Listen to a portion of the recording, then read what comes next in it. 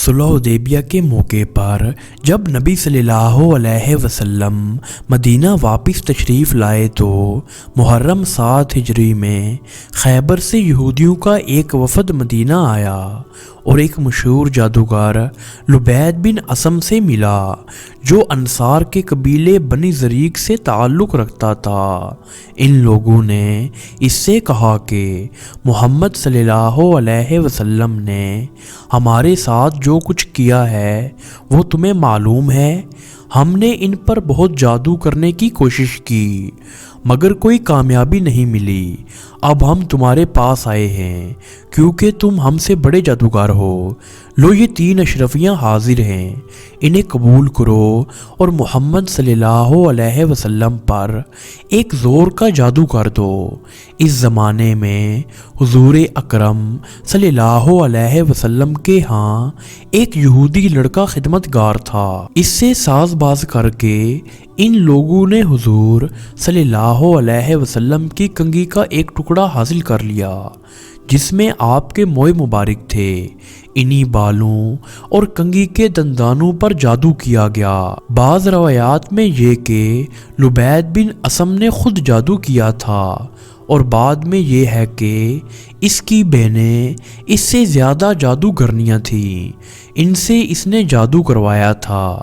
بہرحال ان دونوں صورتوں میں جو صورت بھی ہو، اس جادو کو ایک نر کھجور کے خوشے کے غلاف میں رکھ کر لبید نے بنی زریق کے کنویں کی تہہ میں ایک پتھر کے نیچے دبا دیا۔ اس جادو کا اثر نبی صلی اللہ علیہ وسلم پر ہوتے ہوتے پورا سال لگا۔ 6 مہینے میں کچھ تغیر مزاج محسوس ہونا شروع ہوا۔ آخری 40 دن سخت اور آخری 3 دن زیادہ سخت گزرے، مگر اس کا زیادہ سے زیادہ جو اثر حضور صلی اللہ علیہ وسلم پر ہوا وہ بس یہ تھا کہ آپ گلتے چلے جا رہے تھے۔ کسی کام کے متعلق خیال فرماتے کہ وہ کر لیا ہے مگر نہیں کیا ہوتا تھا۔ اپنی ازواج کے متعلق خیال فرماتے کہ آپ ان کے پاس گئے ہیں مگر نہیں گئے ہوتے تھے، اور بعض اوقات آپ کو اپنی نظر پر بھی شبہ ہوتا تھا کہ کس چیز کو دیکھا ہے مگر نہیں دیکھا ہوتا تھا۔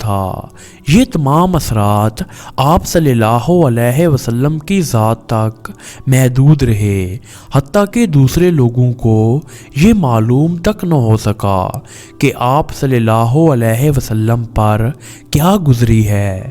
رہی آپ صلی اللہ علیہ وسلم کے نبی ہونے کی حیثیت، تو اس میں آپ صلی اللہ علیہ وسلم کے فرائض کے اندر کوئی خلل واقع نہ ہونے پایا۔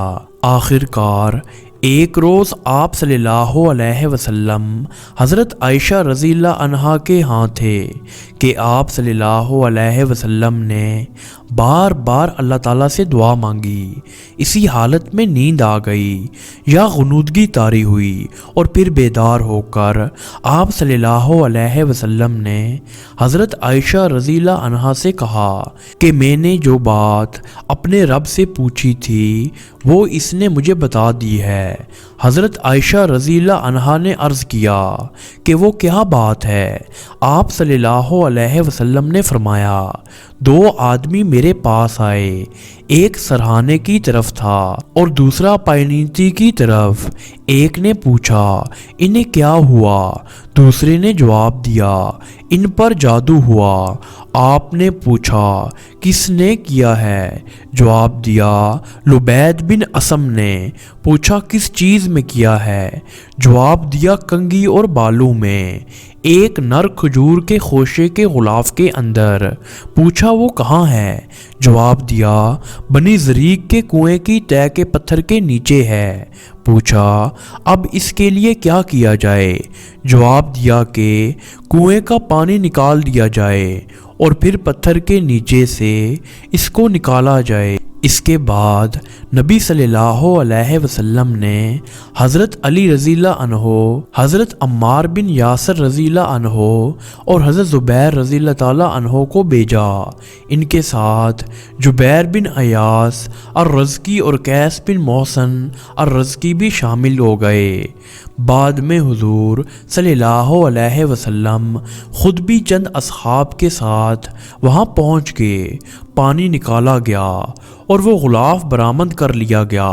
اس میں کنگھی اور بالو کے ساتھ ایک تانت کے اندر گہرا گرا پڑی ہوئی تھیں اور موم کا ایک پتیلا تھا جس میں سوئیاں چبھی ہوئی تھیں۔ حضرت جبرائیل علیہ السلام نے آ کے بتایا کہ آپ معوذتین پڑھیں، چنانچہ آپ صلی اللہ علیہ وسلم ایک ایک آیت پڑھتے جاتے اور اس کے ساتھ ایک ایک گرہ کھولی جاتی اور پتلے میں سے ایک ایک سوئی نکالی جاتی رہی۔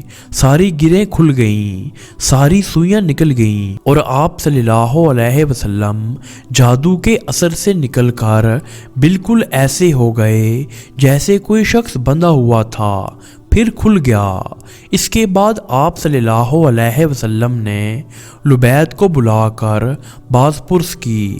اس نے اپنے قصور کا اعتراف کر لیا اور آپ صلی اللہ علیہ وسلم نے اس کو چھوڑ دیا، کیونکہ اپنی ذات کے لیے آپ صلی اللہ علیہ وسلم نے کبھی کسی سے انتقام نہیں لیا۔